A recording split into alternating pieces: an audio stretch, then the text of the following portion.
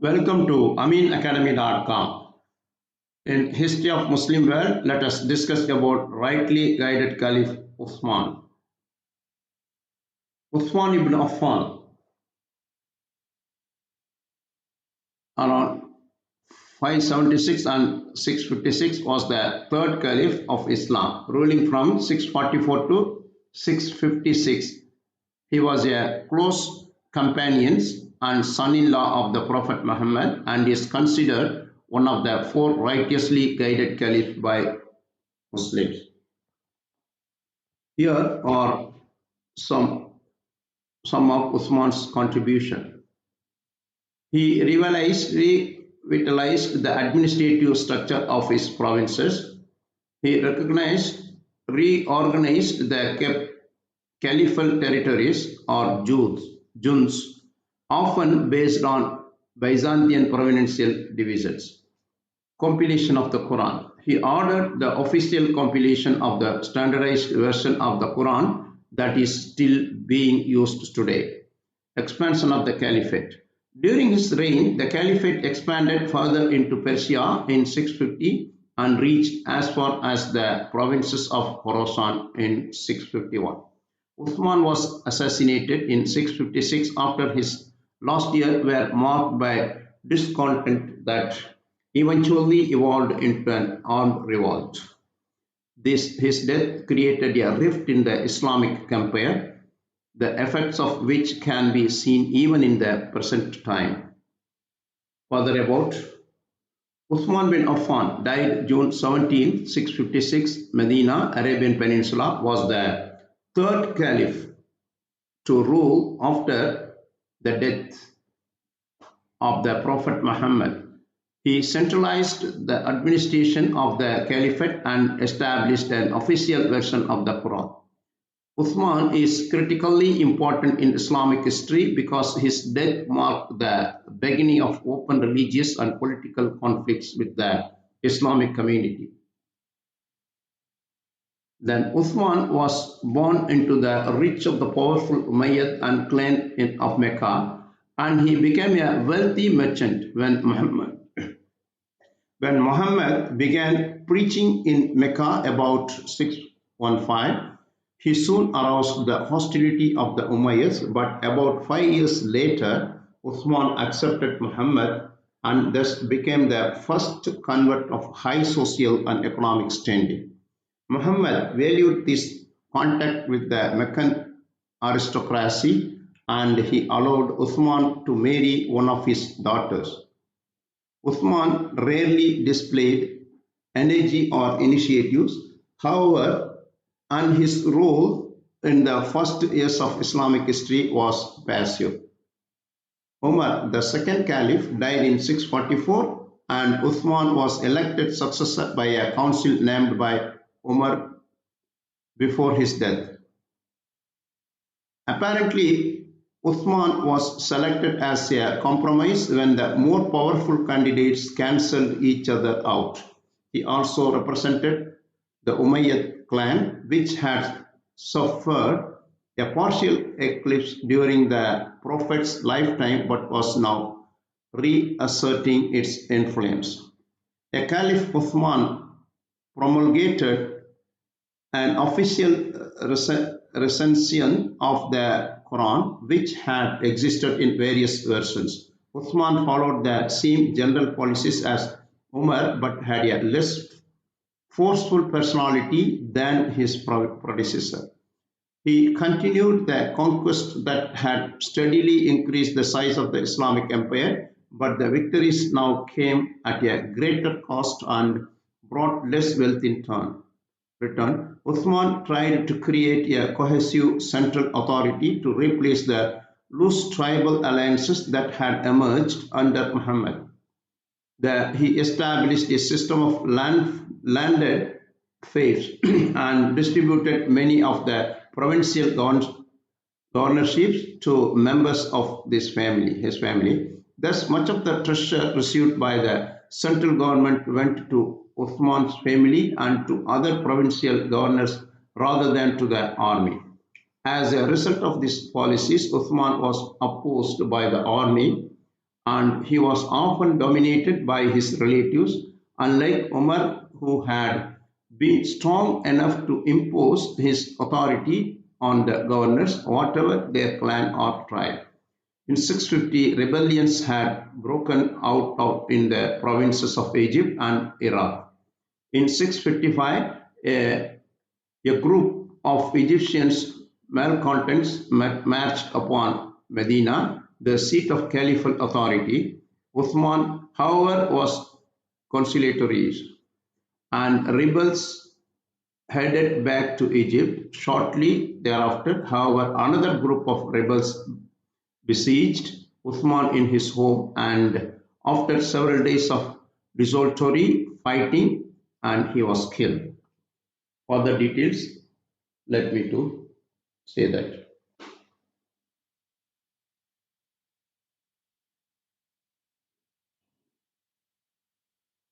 In AD 648, the Caliph Osman directed Abdullah bin Amir, governor of Basra, to bring under subjection the people of Fars. Abdullah subdued the rebellion in that province and returned to Basra. 2 years later, the Caliph dismissed Walid bin Atiba from the governorship of Kufa and appointed Saad bin Abdul As in his place. This general passed right through Persia with his soldiers and penetrated as far as Tabaristan.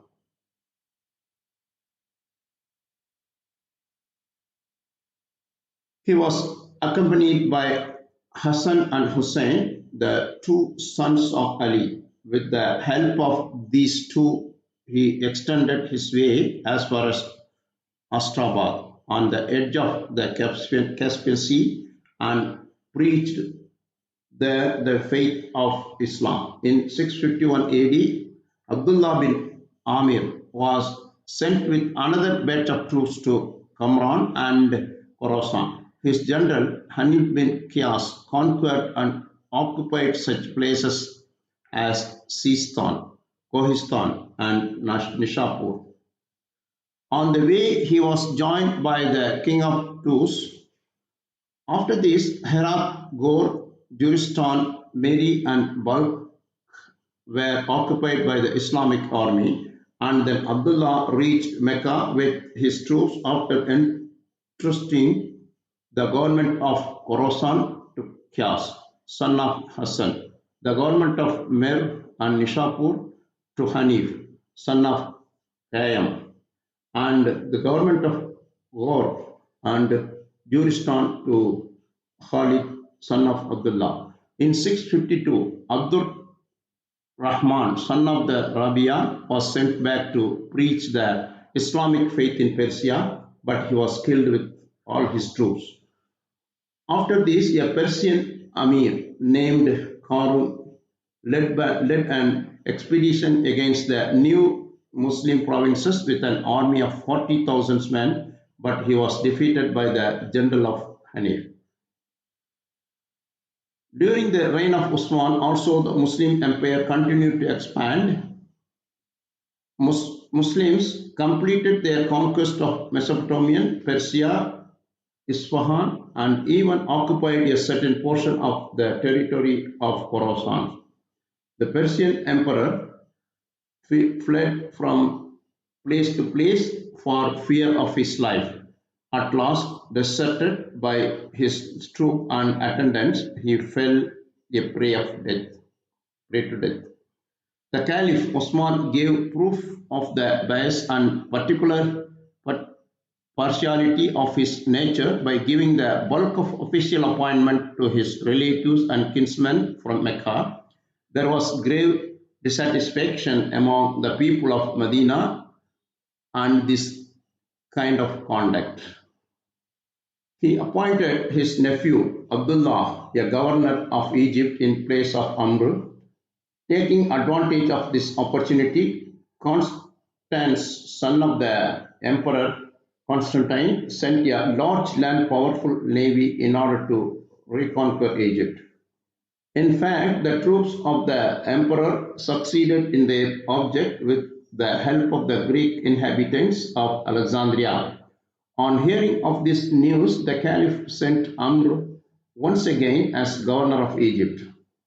When Amr arrived there, a terrible battle took place between the Greeks and the Muslims. By the display of superhuman bravery and heroism, Amr succeeded in the reconquest of Egypt. But shortly after, the Caliph sent Abdullah once again as governor of Egypt. On this occasion, Abdullah gave proof of great courage and heroism. He conquered as far as Tripoli and gained much treasure by an attack on Nubia.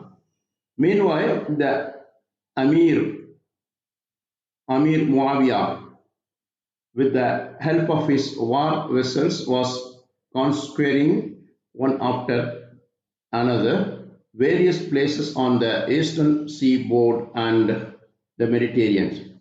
After conquering the islands of Rhodes, Cyprus, and Rhodes, he invaded the plundered Crete, the island of Malta, and even the harbor of Constantinople. All this meant a great occasion of power for Muawiyah. But the people of Medina, remembering the cruelty of Muawiyah's mother towards the Muslims during the life of the Prophet, looked upon him with great displeasure, and with the help of the Bedouins, they strove hard to remove him from office. Various charges began to be brought against the Caliph, viz., that the appointed incompetent men to hold high offices in the state, and he made a lavish and unjust use of the public wealth. The enemies of the Caliph affected to regard a man named Marwan as the cause of all these troubles and demanded that the Caliph should surrender him into their hands. The Caliph rejected their proposals, whereupon he was slain by men of the hostile faction. At the time of his death, he had reached 82 years of age and had held the scepter of Caliph for something like 12 years. So far, we discussed about the righteous Caliph Uthman. We have done. Please subscribe our YouTube channel.